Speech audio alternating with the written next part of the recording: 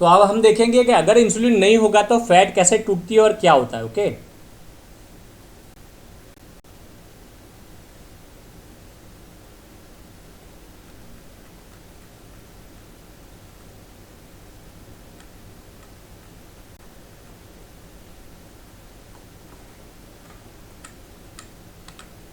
Okay. So insulin deficiency increase the use of fat for energy. Insulin नहीं है तो क्या होगा, इंसुलिन नहीं है तो फैट टूटना स्टार्ट हो जाएगा और फैट यूज होगी। हमने देखा था एक वर्ड पहले आता था फैट स्पेरर, मतलब इंसुलिन है तो फैट यूज नहीं होती और ग्लूकोज यूज होता है, तो हम बोलते हैं फैट स्पेरर। लेकिन इंसुलिन नहीं है तो फैट यूज होगी और ग्लूकोज मेनली नहीं यूज होगा। Okay,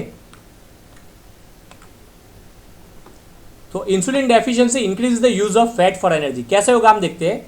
insulin deficiency causes lipolysis of storage fat and release of free fatty acid. तो मैंने लास्ट लेक्चर में बोला था वैसे ही, अगर आपको ट्राइग्लिसराइड को तोड़ के बाहर भेजना है तो you required enzyme hormone sensitive lipase. तो अगर इंसुलिन नहीं है तो हार्मोन सेंसिटिव लाइपेज एक्टिवेट हो जाएगा और फैट को तोड़ने का काम करेगा।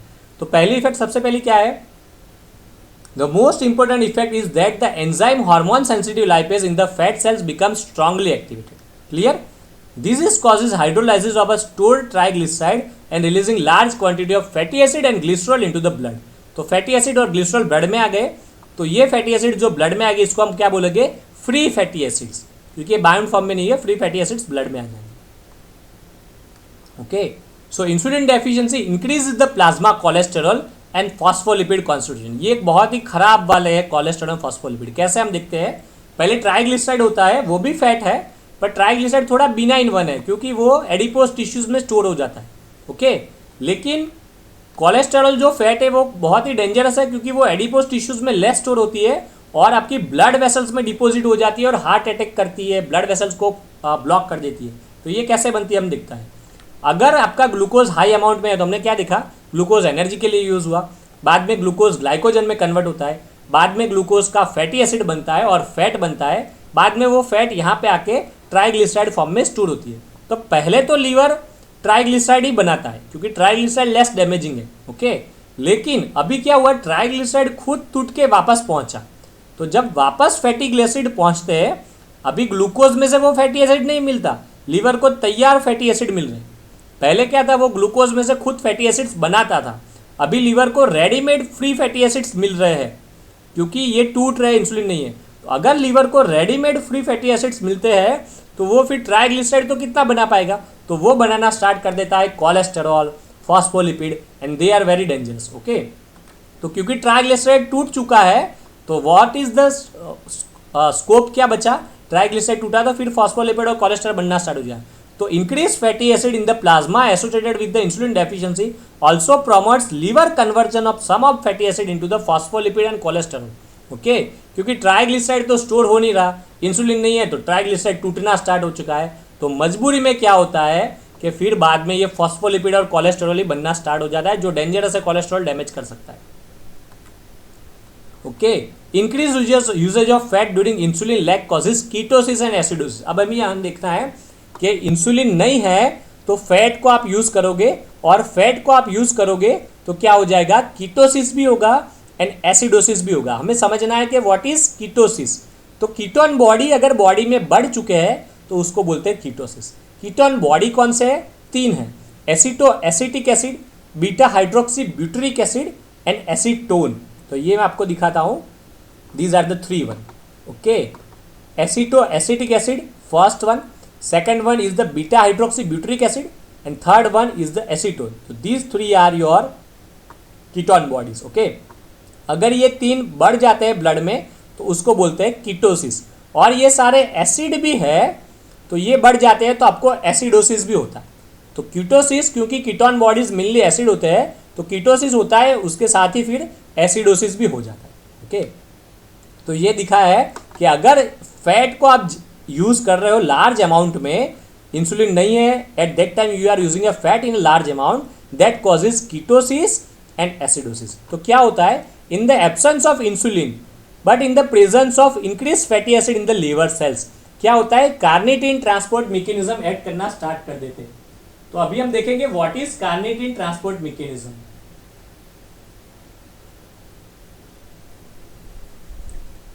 ओके, तो हम देखेंगे carnitine transport mechanism. Carnitine transport मतलब ये कहाँ पे होते हैं? कार्निटिन, कार्निटिन होते हैं माइटोकॉन्ड्रिया। ओके, अब देखो माइटोकॉन्ड्रिया पे होते हैं कार्निटिन ट्रांसपोर्ट। तो माइटोकॉन्ड्रिया के अंदर की तरफ कार्निटिन ट्रांसपोर्ट होते हैं जो इसको ले जाते हैं। तो कोई भी चीज़ मान लो बाहर है माइटोकॉन्ड्रिया की, उसको माइटोकॉन्ड्रिया के अंदर ले जाना है फॉर एनर्जी पर्पस, तो यू रिक्वायर्ड कार्निटिन ट्रांसपोर्ट। मतलब माइटोकॉन्ड्रिया में एटीपी बनते हैं, आप सभी ने देखा है। ओके, तो ये अगेन बायोकेम में आपको चलेगा। ये फिर पूरा अंदर नहीं, ये मेम्ब्रेन होती है, एक बाहर का लेयर, एक इनसाइड लेयर, फिर लेयर में जाता है, उसमें आप समझना। लेकिन मैं यहाँ पे आपको एक क्लियर कंसेप्ट देता हूँ क्या बनता है। मतलब कि माइटोकॉन्ड्रिया में एटीपी बनता है, तो एटीपी के लिए माइटोकॉन्ड्रिया के अंदर आपको कुछ सब्सटेंस भेजने पड़ेंगे। वो जो सब्सटेंस ले जाता है वो आपका होता है mainly carnitine transport. Okay, so the carnitine transport mechanism for transporting fatty acid into the mitochondria becomes increasingly activated. इसका क्या मतलब है कि पहले तो आपके लीवर के पास क्या आ गया? लार्ज अमाउंट में फैटी एसिड आ गया। क्यों लार्ज अमाउंट में आया? क्योंकि ट्राइग्लिसराइड टूटना स्टार्ट हो गया। ट्राइग्लिसराइड टूटना स्टार्ट हो गया तो फ्री फैटी एसिड्स ब्लड में आ गए। फ्री फैटी एसिड्स ब्लड में आ गए तो लीवर को लार्ज अमाउंट में फैटी एसिड्स मिलने लगे। तो लीवर क्या करता है? हमने देखा लार्ज अमाउंट में फैटी एसिड मिला तो लीवर ने क्या किया? थोड़े बहुत फैटी एसिड्स को फॉस्फोलिपिड और कोलेस्ट्रॉल में बना दिया, एंड थोड़े बहुत फैटी एसिड्स को वो एनर्जी के लिए यूज़ करना स्टार्ट कर देगा। क्योंकि नॉर्मली क्या होता था, ग्लूकोज आता था, फिर ग्लूकोज का ग्लाइकोजन आता था, इसके बाद में फैटी एसिड में से ट्राइग्लिसराइड बनता था। इसका मतलब एनर्जी तो ग्लूकोज से मिल जाती थी, बाकी जो फैटी एसिड बचा उसको वो ट्राइग्लिसराइड में बनाता था। अब हालत क्या होगी कि एनर्जी ग्लूकोज से नहीं मिल पाएगी, क्योंकि इंसुलिन नहीं है तो इतनी लार्ज अमाउंट में ग्लूकोज नहीं मिलेगा। तो अभी दो पर्पज सॉल्व करने हैं। फैटी एसिड से एक तो एनर्जी भी यूज़ करनी है, और बाद में जो फैटी एसिड बचता है उसको फॉस्फोलिपिड एंड कोलेस्ट्रॉल में बनाते हैं। तो क्या लिखा है? सम वर्ड है। तो थोड़े बहुत फैटी एसिड्स को ये फॉस्फोलिपिड एंड कोलेस्ट्रॉल में बनाता है, लेकिन थोड़े बहुत फैटी एसिड को फिर ये एनर्जी के लिए भी यूज़ करेगा। तो एनर्जी के लिए यूज़ करने के लिए इसको भेजना पड़ेगा माइटोकॉन्ड्रिया में। तो दिस इज वेरी गुड कि you are using fatty acid as a energy, but problem ये है कि when you are using a large amount of fatty acid as a energy, ketosis starts and acidosis starts. That is the problem. Okay, तो क्या होता है? Again ये आपको biochem में चला होगा, beta oxidation of fatty acid. मतलब एक एक फैटी एसिड में से दो दो कार्बन रिलीज करने। मान लो 18 की चेन है तो 18 के 16 हुए, 14 हुए, 12 हुए, दो दो की चेन रिलीज होती है, दो दो कार्बन, और बाद में वो आपको एनर्जी देते हैं। इसको बोलते हैं बीटा ऑक्सीडेशन। ओके, तो क्या हुआ? फैटी एसिड्स आपके माइटोकॉन्ड्रिया के अंदर आ गए बाय कार्निटिन ट्रांसपोर्ट। बाद में माइटोकॉन्ड्रिया के अंदर बीटा ऑक्सीडेशन स्टार्ट हुआ, एंड फैटी एसिड्स में से दो दो कार्बन रिलीज हो गए। दो दो कार्बन मतलब क्या है? एसिटाइल कोएंजाइम है। क्योंकि मैंने पहले बोला था ना, दो कार्बन के होते हैं एसिटाइल कोएंजाइम में, बाद में एसिटाइल कोएंजाइम में बनते थे मेल्योनाइल कोएंजाइम में। एसिटाइल कोएंजाइम में 2 कार्बन का था, मेल्योनाइल कोएंजाइम में 4 कार्बन का, तो 2 के 4 बन जाते थे, और फिर धीरे धीरे फैटी एसिड बनती थी। यहाँ पे एग्जैक्टली ऑपोजिट होगा। फैटी एसिड 18 की फिर टूटना स्टार्ट हुआ, 16, 14, 13, तो दो दो जो रिलीज होते हैं वो क्या है? 2 कार्बन आपके है एसिटाइल कोएंजाइम। तो releasing extreme amounts of acetyl coenzyme है। इसके बाद एसिटाइल कोएंजाइम ए से आप फिर एटीपी बना पाओगे। सो एसिटाइल कोएंजाइम ए में से एटीपी बन जाएगा। लेकिन प्रॉब्लम क्या है? लीवर ने तो एसिटाइल कोएंजाइम ए में से एटीपी बना दिया, क्रैब साइकिल होके यूज कर लिया। लेकिन अगर इसको एसिटाइल कोएंजाइम ए किसी और को भेजना है, दूसरे टिश्यूज को, लीवर को, क्योंकि पूरी बॉडी को ग्लूकोज नहीं मिलेगा इस कंडीशन में, तो पूरी बॉडी को आपको एनर्जी देनी है, तो पूरी बॉडी को आपको क्या भेजने पड़ेंगे? Acetyl coenzyme A. तो एसिटाइल कोएंजाइम ए सीधे चल के नहीं जाते बाहर, ये दो दो की पैर में। जैसे कोई अकेला लड़का रात को नहीं जाता कि बोले मैं नहीं जाऊंगा, कोई दोस्त आए तो ही मैं जाऊंगा, ठीक है। तो वैसे एसिटाइल कोएंजाइम में दिक्कत ये है कि ये अकेले दूसरे टिश्यूज तक नहीं जाते, आपको 2 एसिटाइल कोएंजाइम में इकट्ठा करने पड़ते हैं। तो 2 एसिटाइल कोएंजाइम में मिला लिया तो बन जाता है acetoacetic acid. Okay, so acetyl coenzyme is then condensed to form acetoacetic acid which is release into the circulating blood. Again मैं बार बार बोल रहा हूँ, ये आपको बायोकेम में अच्छे से कंसेप्ट के साथ वो लोग कवर करवाएंगे, लेकिन हमारे डायबिटीज के लिए भी इंपॉर्टेंट है। अगर आपका बायोकेम का क्लियर नहीं तो मुझे भी थोड़ा बहुत समझाना पड़ेगा। This way, that's why I teach you in a very आसान वे में आपको समझा रहा हूँ। उसके बाद रियल लाइफ में इसका कंसेप्ट अलग है। रियल लाइफ में वो लोग पढ़ाएंगे क्या होता है कि बहुत ही एसिटाइल कोएंजाइम में लार्ज अमाउंट में स्टोर हो जाते हैं ना, तो ये पाथवे भी फिर बंद हो जाता है, क्योंकि एसिटाइल कोएंजाइम इकट्ठा हो गया तो पाथवे मूड चला जाता है। क्योंकि ग्लूकोज में से भी एसिटाइल कोएंजाइम में बनता है, तो फिर ग्लूकोज भी नहीं टूटेगा। आपको तो चाहिए कि आप ग्लूकोज यूज़ करो, लेकिन ग्लूकोज नहीं यूज़ होगा, क्योंकि ग्लूकोज को लगेगा अरे एसिटाइल कोएंजाइम में तो अच्छा बन रहा है, क्योंकि एसिटाइल कोएंजाइम में फैटी एसिड्स में से आ रहा है, तो ग्लूकोज होगे तो भी वो यूज़ नहीं होगे। तो हमें ये नहीं चाहिए, दैट्स वाई हम एसिटाइल कोएंजाइम को 2-2 की पैर में एसिटो एसिटिक एसिड बना देते हैं ताकि एसिटाइल कोएंजाइम में हमेशा लो ही रहे, तो शायद ग्लूकोज भी थोड़ा बहुत एनर्जी दे दे। तो क्या बन जाता है कंडेंस होके aceto acetic acid which is release into circulating blood. इसके बाद एसिटो एसिटिक एसिड सारे टिश्यूज पे पहुंचेगा, वहां से वापस एसिटाइल कोएंजाइम में बनेगा और एनर्जी उसको मिलेगी सारे टिश्यूज को। लेकिन प्रॉब्लम क्या है, आप एसिटो एसिटिक एसिड को भेजते हो सारे टिश्यूज में, लेकिन सारे टिश्यू इसको यूज नहीं कर पाएंगे अगर इंसुलिन नहीं है तो इंसुलिन नहीं होगा तो एसिटो एसिटिक एसिड भेजा तो है but tissues are unable to use them, and that's why acetoacetic acid accumulated in the blood, and that's why ketone bodies level increases। तो क्या हो गया प्रॉब्लम कि एसिटोएसिटिक एसिड ब्लड में इकट्ठा हो गए, टिश्यूज यूज नहीं कर पाए। तो देखो most acetoacetic acid passes to the peripheral cells where is again converted to acetyl coenzyme A and used for energy, but the problem is that the absence of insulin depresses the utilization of acetoacetic acid in the peripheral tissue, that's why large amount of acetoacetic acid accumulated in the blood। तो देखो thus so much acetoacetic acid is released from the liver that cannot be metabolized by the tissues and they are accumulated in the blood।